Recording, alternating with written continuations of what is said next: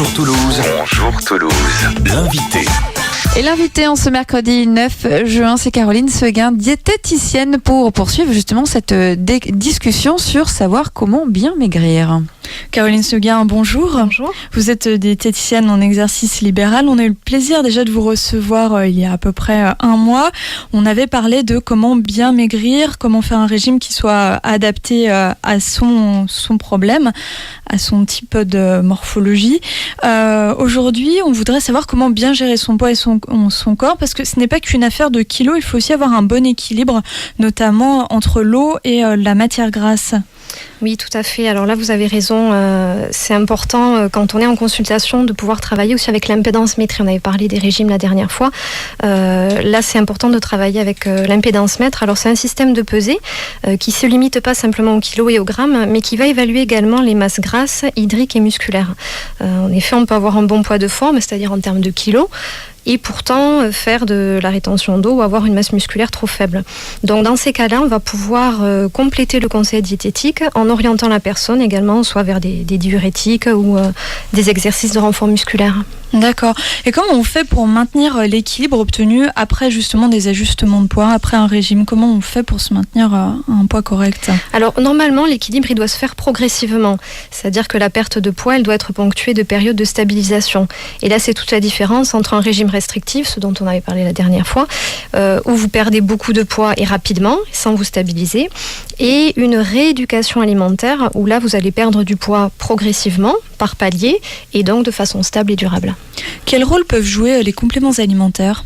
Alors là, on trouve un petit peu de tout sur le marché, donc attention à la personne qui vous conseille dans ce domaine.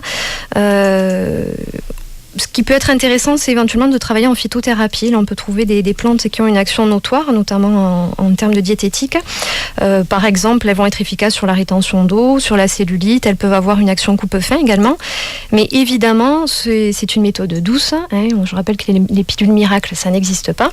Et que, comme le nom l'indique, les compléments alimentaires doivent rester une complémentation. Donc, ils ne doivent en aucun cas se substituer à une rééducation nutritionnelle. On dit souvent que c'est les populations les moins aisées qui mangent le moins bien. Est-ce que bien manger, ça coûte forcément cher ? Non, bien sûr que non. Bien manger, c'est apprécier des choses simples. Il suffit de savoir les cuisiner, les travailler. Donc, c'est bien moins cher finalement de travailler des produits simples que des produits qui sont déjà industrialisés, confectionnés ou conditionnés.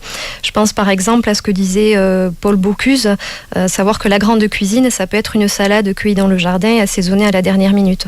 Donc, des produits très simples et peu coûteux peuvent devenir des plats gastronomiques et diététiques. Alors justement, les plats gastronomiques, c'est aussi un petit peu votre domaine, puisqu'on peut bien manger en étant gourmand, et c'est ce que vous proposez avec les ateliers que vous organisez avec le grand chef Gérard Garrigue. Oui, tout à fait. On apprend à régaler ses papilles tout en soignant sa ligne, comme quoi c'est possible. Et d'ailleurs, le prochain atelier qu'on organisera aura lieu le 21 juin, autour du goût.